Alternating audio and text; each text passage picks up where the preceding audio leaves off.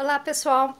A pedido de uma mãe, eu vou responder uma pergunta aqui. Ela perguntou o que ela pode fazer para garantir que a filhinha dela é bem pequena, acho que ela tem 1 ano e meio, para garantir que a filha dela seja feliz, fique bem no mundo e seja uma criança que não tenha problemas. Bom, em primeiro lugar, não tem garantia nenhuma, né, gente? Mas tem algumas dicas, sim, que eu quero dar aqui que vai servir tanto para ela quanto para outras pessoas, que é o seguinte.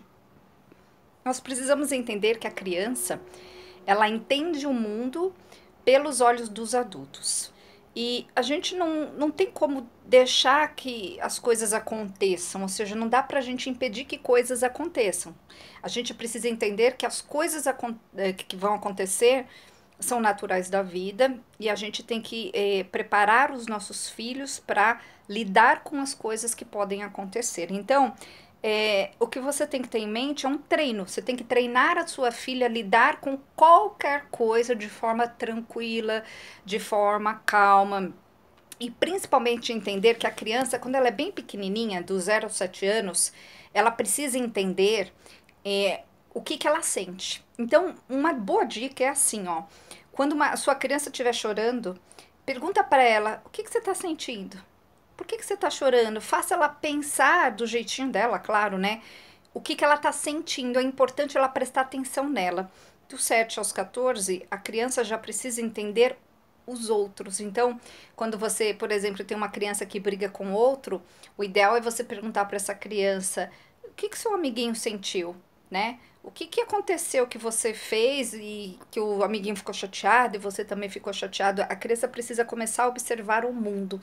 Então, como adultos, nós precisamos mostrar para a criança como lidar com as adversidades. Então, uma outra dica é a gente entender o seguinte: não adianta a gente limpar o mundo para o nosso filho passar, né? Tentar tirar os problemas. Não. A gente tem que explicar para os nossos filhos como as coisas funcionam.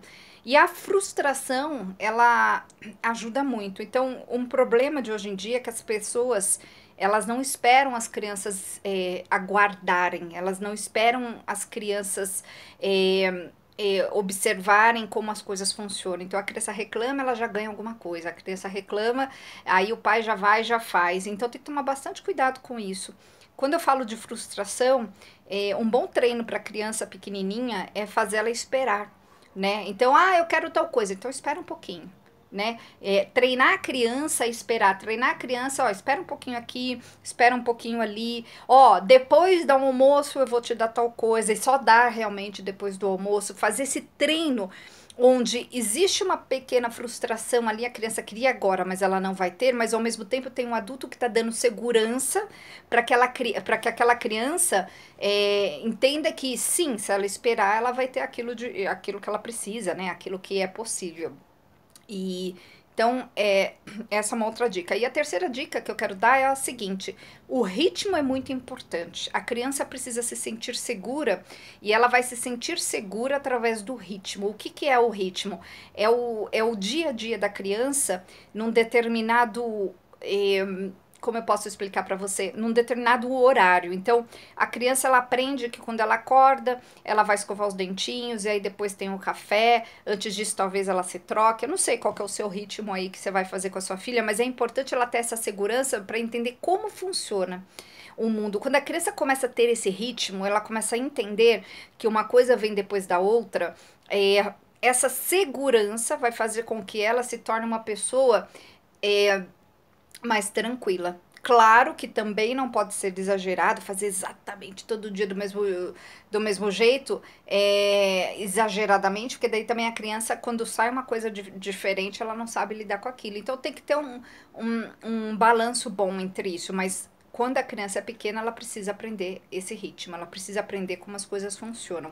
E o adulto, lembrando que você aí tem o papel de ensinar isso para sua criança, ensinar como ela olha para o outro, né? Ensinar como ela observa as coisas, né? Tá sujo, tá limpo, fazer perguntas, né? O que você acha? Para a criança pensar, o que eu acho?